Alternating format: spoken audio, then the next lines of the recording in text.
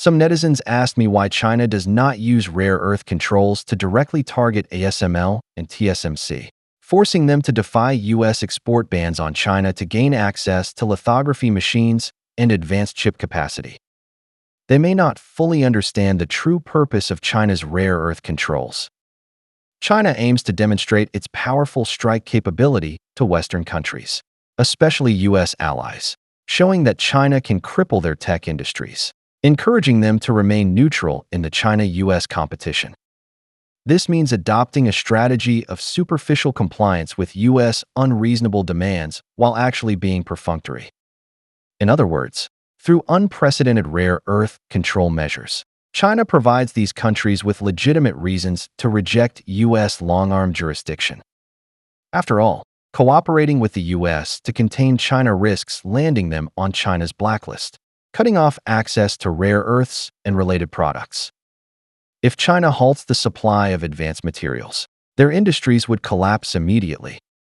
If defying U.S. jurisdiction leads to death, and complying with U.S. long-arm jurisdiction also leads to death, there is no need for them to follow U.S. orders, create trouble for themselves, and deviate from their normal corporate mission of surviving in the market.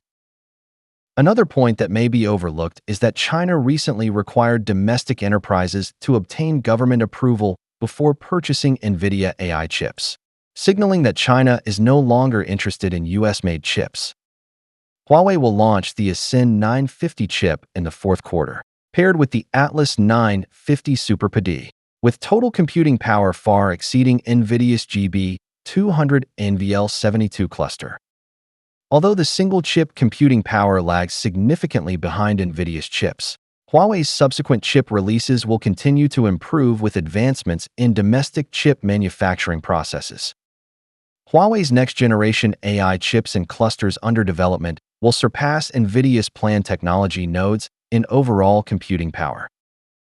AI technology competition relies on computing power, industrial systems, ecosystems, and effective data, where China leads the U.S. comprehensively. The U.S. current advantage lies in the advanced chip manufacturing system built by ASML and TSMC. Honestly, this barrier is being continuously breached by China. According to Financial Times and other Western media, in Q3 2025, UEA's immersion DUV lithography machine passed testing with a yield of 60% to 70%, supporting the 7nm N+2 process for Huawei Kirin and Ascend 910 CAI chips. Through multiple patterning and SAQP, it has achieved 5nm trial production, with a target of mass production in 2026 at an 80% yield. C-Carrier's EUV, using an LDP light source with a 13.5nm wavelength and over 5% efficiency, began trial production in Q3 2025 and aims for commercialization in 2026, targeting 5nm and 3nm processes. With a 95% localization rate and 30% lower cost than ASML, it has secured 20 billion yuan in orders from Huawei. This means China has completed validation of a fully localized 7nm to 5nm production line, and EUV technology validation is done, awaiting production line optimization. In this context, demanding that ASML and TSMC lift export controls to China is of little significance and could harm China's independent chip industry.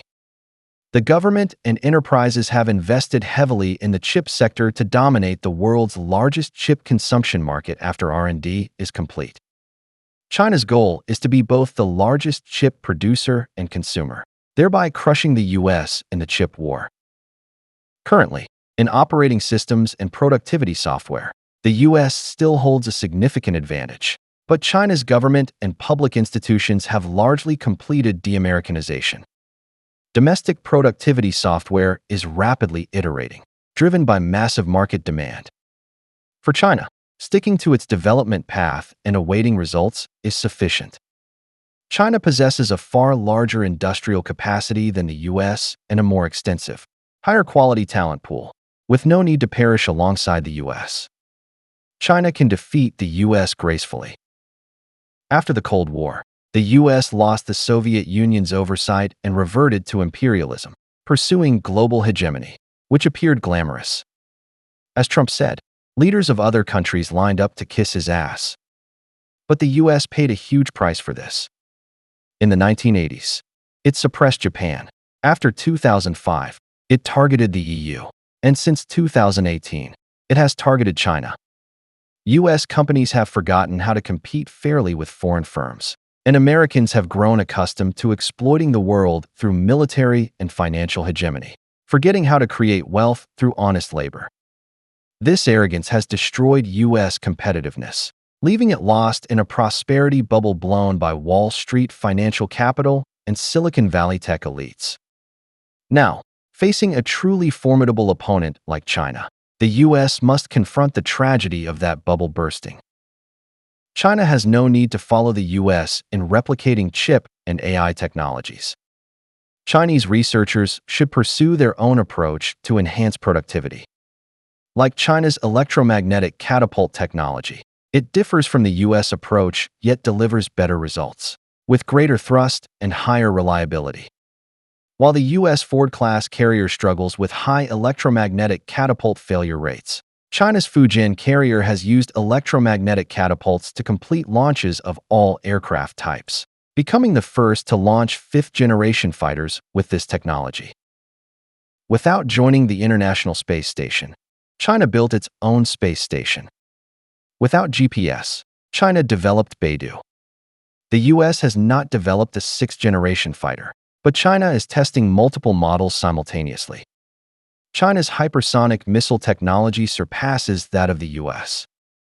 Even in the 1960s, China used the unique Yumin configuration to develop hydrogen bombs, making them easier to miniaturize, weaponize, highly reliable, and low-cost to maintain. This laid the technical foundation for China to deploy ultimate nuclear missiles like the Dongfeng 41 today.